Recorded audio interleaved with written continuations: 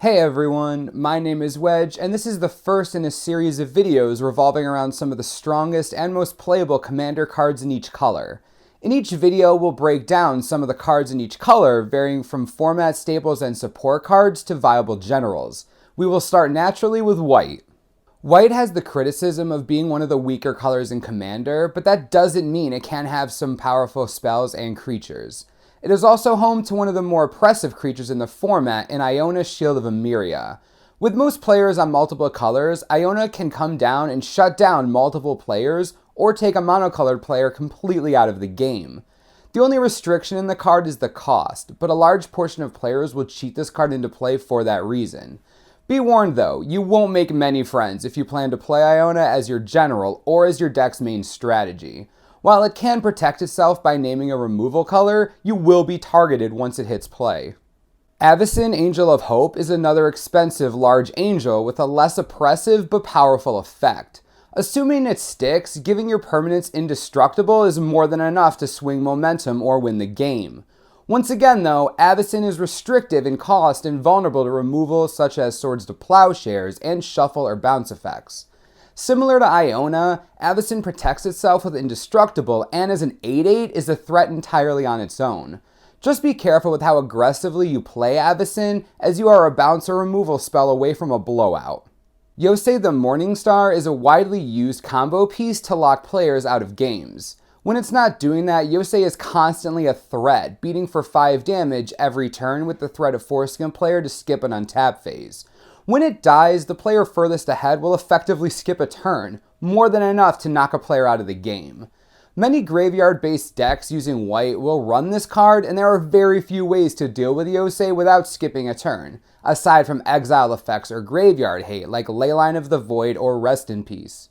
Karmic Guide and Revelark are two creatures that are commonly used as combo pieces but are also strong on their own or even in tandem. Karmic Guide usually pulls the best creatures out of your graveyard for a game-breaking effect, whereas Revelark will get 2 smaller relevant creatures. Together, they're an infinite loop with a sacrifice effect like Phyrexian Altar or Ashnod's Altar for infinite mana, or Altar of Dementia to mill out your opponents. Karmic Guide has the added benefit of Echo to put it back into the graveyard for multiple uses, while protection from black can sometimes be surprisingly effective. Revelark usually becomes 2 better creatures when it dies, thus making it a threat in play while having decent size. Stoneforge Mystic and Steel Shaper's Gifts are 2 spells essential to any deck heavy on equipment or using a combo with a Nim Death Mantle or Death Render. Both are reasonably costed, and Stoneforge has the extra upside of carrying the equipment as well as cheating it into play. White is usually very weak when it comes to tutors and draw spells, but mono white or white Voltron decks will immediately run these as 2 of their strongest tutors. Enlightened Tutor and Idyllic Tutor are a little more playable than Stoneforge or Steel Shaper's Gift in respect they can get more than just equipment and thus are playable in a wider range of decks. Enlightened Tutor puts the card on top of your library, unlike the others, but mitigates that by being instant speed and only costing 1 white to cast. At 3 mana, Idyllic Tutor is the slowest of the 4, but it can get artifacts as well. Idyllic Tutor is best suited for Enchantress or Aura-based decks such as Earl the Miststalker. Almost every deck in white will run Enlightened Tutor, as it is the best available option in that color.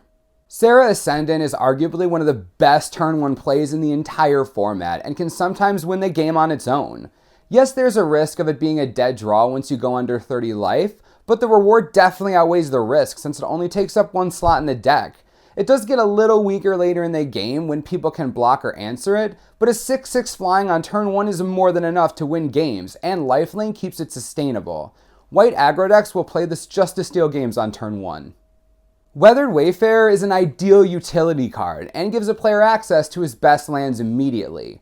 The ability will always hit in a 4-player game and makes it easier to set up for the late game or fix colors. The only drawback about the card is the fact that it's usually dead late game and that it's a 1/1, but opponents likely won't put too much effort into removing it.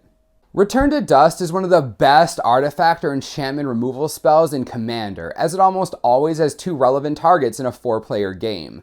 It is a little worse at instant speed, but more often than not, you're fine playing it during your main phase for the extra target. Aura of Silence is another strong option, as it makes it much more difficult for your opponents to cast spells, and then eventually takes out the best artifact or enchantment on the table. One of White's strengths is its ability to crush artifacts and enchantments. White has access to some of the best targeted and mass removal of the format. Swords to Plowshares and Path to Exile are the premier removal spells in the color and are almost auto-include in White decks.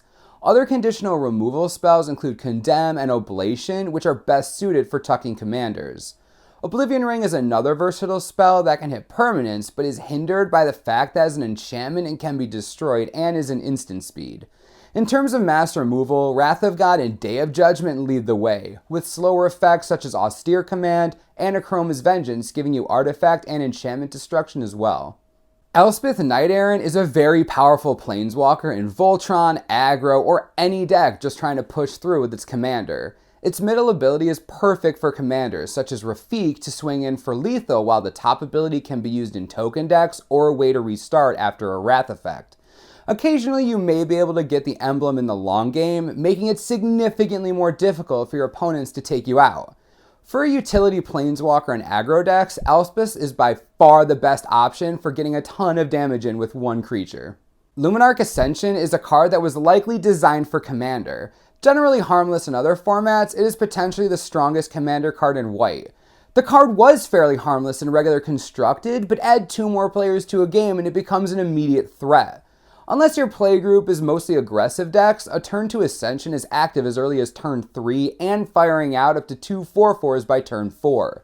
Naturally, you're prone to disruption or running into a fast deck, but Commander is a slow format, making Luminarch Ascension significantly easier to get online, protect, and start firing out 4/4s. White isn't the strongest color in the format, but does offer a variety of utility spells and powerful effects to the format.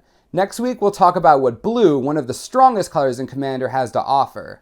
As always, subscribe below for the latest and most reliable Magic the Gathering information you could ever need.